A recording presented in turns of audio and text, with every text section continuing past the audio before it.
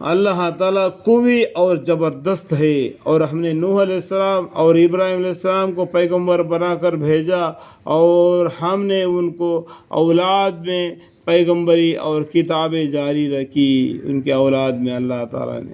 سو ان لوگوں میں بعض تو ہدایت یافت ہوئے اور بہت سے ان میں نافرمان تھے۔ کچھ لوگ ایمان لائے ان کے اولاد میں سے، نوح علیہ السلام کی اور ابراہیم علیہ السلام کی، اور یہ کچھ لوگ نافرمان رہے۔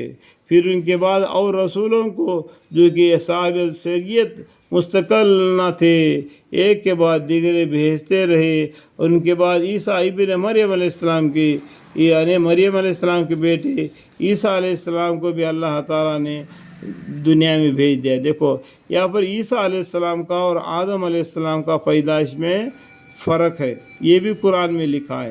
آدم علیہ السلام کو اللہ تعالیٰ نے مٹی سے پیدا کیا، لیکن عیسیٰ علیہ السلام کو حضرت مریم علیہ السلام کو منتخب فرما لیا، اور ان کے پیٹ میں روح القدس پھونک دی، اللہ کی طرف سے ایک ہوا پھینک دی، روح ڈال دی، جس سے وہ بچہ بن گیا بے مرد کا، اور وہ بچہ ان کو ہو گیا۔ اور ہم نے ان کو انجیل دی عیسیٰ علیہ السلام کو، اور جن لوگوں نے ان کو اتباع کیا تھا ہم نے ان کے دلوں میں شفقت اور ترحم پیدا کی۔ جو عیسیٰ علیہ السلام کے اتباع کیا تھا اس زمانے میں جب عیسیٰ علیہ السلام زندے تھے، تو ان کو جو ایمان لائے تھے جن لوگوں نے ان کا اتباع کیا تھا، ہم نے ان کے دلوں میں شفقت اور ترحم پیدا کی، اور انہیں نے روحانیت کو خود بجائے آوری کی۔ جو حکم ان کو ملا تھا اس کے اوپر انہوں نے عمل کیا۔ ہم نے اس کو ان پر واجب نہ کیا تھا، لیکن انہوں نے حق تعالیٰ کے رضا کے واسطے اس کو اختیار کیا تھا، سو انہوں نے اس روحانیت کی پوری رعایت نہ کی۔ اللہ تعالیٰ نے جو عبادت کرنا چاہیے تھا، جو وہ کام کو انہوں نے چھوڑ کے الٹا ہو گئے، اور جن لوگوں نے ان کا اتباع کیا تھا ہم نے ان کے دلوں میں شفقت اور ترحم پیدا کیا، اور انہوں نے رہبانیت کو خود ایجاد کر لیا۔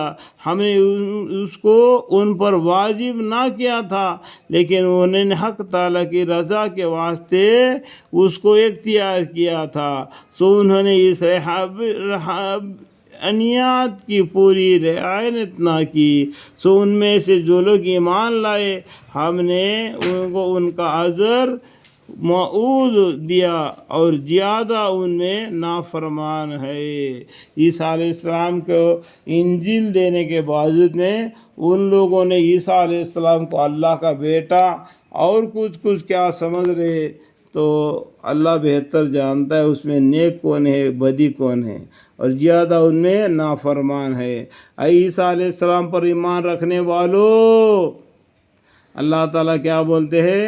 اے عیسیٰ علیہ السلام پر ایمان رکھنے والوں، تم اللہ سے ڈرو، واتقوا اللہ، ڈرو، اور اس کے رسول صلی اللہ علیہ وسلم پر ایمان لاؤ، یعنی محمد مصطفیٰ صلی اللہ علیہ وسلم پر ایمان لاؤ۔ عیسیٰ علیہ السلام کو اللہ تعالیٰ نے زندہ آسمان پر اٹھا لیا، اس کے بعد میں 600 سال کا زمانہ ایسا دراز گزر گیا جس میں کوئی پیغمبر نہیں آئے تھے، اس کو فتنت کا زمانہ بولتے ہیں۔ اس کے بعد محمد صلی اللہ علیہ وسلم دنیا میں تولد ہوئے۔ اللہ تعالیٰ تم کو اپنے رحمت سے ثواب کے دو حصے دے گا، تم ایک تو عیسیٰ علیہ السلام پر ایمان لانے پر، اور دوسرا محمد صلی اللہ علیہ وسلم پر ایمان لانے پر تم کو دوگنا ثواب دے گا، اور تم کو ایسا نور عنایت کرے گا کہ تم اس کو لیے ہوئے پھر چلتے پھرتے ہوں گے، اور تم کو بخش دے گا۔ یعنی نور یعنی قرآن دے گا، یعنی نور کے یعنی رسول اللہ علیہ وسلم پر ایمان لانا، رسول اللہ صلی اللہ علیہ وسلم پر ایمان لانے پر تم کو ایک نور میسر ہوگی دین اسلام کا، اور تم کو ایسا نور عنایت کرے گا کہ تم اس کو لیے ہوئے چلتے پھرتے ہوں گے، اور تم کو بخش دے گا، یعنی نور اسلام کو قبول کرے گا تم کو اللہ تعالیٰ بخش دے گا۔ اور اللہ غفور الرحیم ہے، اور یہ وہ اور یہ دولتیں تم کو اس واسطے عنایت کرے گا تاکہ اہل کتاب کو یہ بات معلوم ہو جاوے کہ ان لوگوں کو اللہ کے فضل کی کسی چیز پر بھی دستری نہیں۔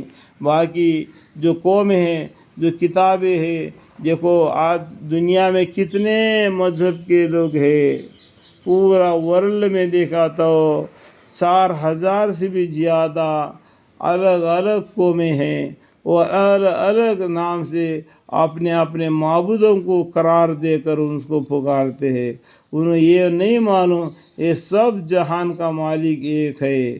اس بات کو جاننا چاہیے، پہچاننا چاہیے، اور وہ دولت تم کو اس عنایت سے کرے گا تاکہ اہل کتاب کو یہ بات معلوم ہو جائے کہ ان لوگوں کو اللہ کے فضل کے کسی چیز پر بھی دستری نہیں۔ اللہ کے فضل اپنے ہاتھ میں ہے، وہ جس کو دینا چاہتا ہے وہ دیتا ہے، جس پر رحم کرنا چاہتا ہے وہ اس کے پر رحم کر جاتا ہے۔ اللہ کے فضل کے اور اللہ کی رحمت کے ہمیشہ امیدوار رہنا چاہیے، اور یہ فضل اللہ کے ہاتھ میں ہے، یہ فضل اللہ کے ہاتھ میں ہے، وہ جس کو چاہیے دے دے الحمدللہ۔ اور بڑا فضل والا ہے اللہ تعالیٰ، بڑے فضل والے ہیں، دنیا جہان والوں پر مہربان ہیں۔ اللہ تعالیٰ کتنا گناہ کرنے کے باوجود بھی ہم لوگ اللہ تعالیٰ ہمارے گناہوں کو چھپا کے رکھتے ہیں، ہمارے بدیوں کو چھپا کے رکھتے ہیں، اور اللہ کی مغفرت کا دروازہ، اللہ ہمارے گناہوں کو معاف کرنے کا دروازہ ہم نے کھول کے رکھتے ہیں، تاکہ جو بھی دل چاہے اللہ کے سے معافی کے درخواست کرے۔ اللہ تعالیٰ معافی کا دروازہ کھول کے رکھ دیا۔ یا ایھا الذین آمنوا توبوا الی اللہ توبۃ نصوحا، اے ایمان والو اللہ کے حضور میں سچی توبہ کرو۔ توبہ کا ثمرہ یہ ہے کہ دوبارہ ایسا گناہ نہ کرو۔ اللہ تعالیٰ توبہ کا دروازہ کھول کے رکھ دیا، اور ایمان کا دروازہ کھول کے رکھ دیا۔ اب ایمان لاؤ، ابھی توبہ مانگو۔ ایسا دن ایک آئے گا توبہ کا دروازہ بند ہو جائے گا، ایمان کا دروازہ بند ہو جائے گا۔ اس کے بعد میں 80 سال کا زمانہ ایسا گزرے گا، بالکل فطرت کا زمانہ۔ اس میں تم ایمان لاؤ گے، تمہارا ایمان قبول نہ کیا جائے گا، تم توبہ مانگو گے، تمہارا توبہ کو قبول نہیں کیا جائے گا۔ ایسے ہی دراز زمانہ گزر جائے گا، 80 سال۔ اس کے بعد میں دفتن قیامت آ پڑے گی۔ قیامت کا ہوا کا آواز کو سب سے پہلا کون سنے گا؟